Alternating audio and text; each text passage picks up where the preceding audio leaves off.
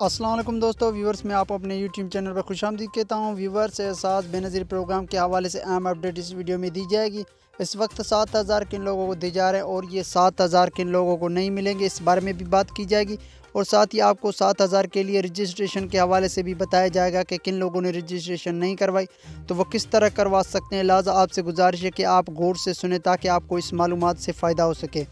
اور اس ویڈیو میں مزید بڑھنے سے پہلے آپ سے گزارش ہے کہ اگر آپ ہمارے یوٹیوب چینل کو سبسکرائب نہیں کیا یا پہلی بار چینل پر تشریف لائیں تو چینل کو لازمی طور پر سبسکرائب کر دیں تاکہ آپ تک مالی امداد پروگرام کے حوالے سے تمام اپڈیٹ ملتی رہیں۔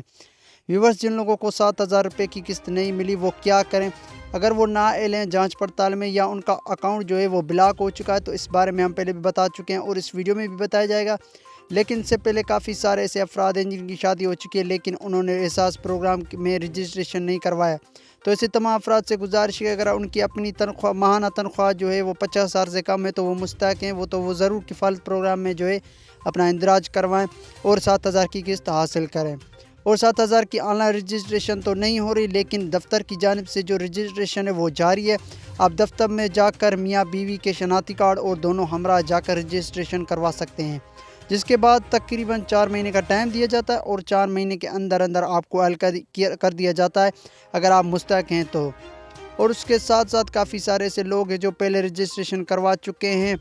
مگر وہ ابھی تک نااہل ہیں جانچ پڑتال میں یا ان کا اکاؤنٹ جو ہے وہ بلاک ہو چکا ہے، تو ایسے تمام افراد سے گزارش ہے کہ وہ جلد از جلد اپنے قریبی بے نظیر پروگرام کے دفتر جا کر اپنا اکاؤنٹ اپ گریڈ کروائیں، کیونکہ ان کی دی گئی معلومات میں کہیں نہ کہیں کوئی غلطی ہوتی ہے، اس کو درست کروائیں گے تو انشاءاللہ آپ کو 7,000 کے لیے اہل کر دیا جائے گا اور آپ کا یہ مسئلہ دوبارہ نہیں آئے گا۔ اور کافی سارے ایسے لوگ پوچھتے ہیں کہ اس بار 7,000 کی قسط کن لوگوں کو نہیں ملے گی اور کن لوگوں کو ملے گی، تو آپ کو بتاتے چلیں کہ جو لوگ پہلے بے نظیر پروگرام سپورٹ میں اہل تھے 14 یا 12,000 روپے کی قسط لے چکے ہیں تو ان تمام افراد کا اکاؤنٹ میں 7,000 روپے کی قسط منتقل کر دی جائے گی۔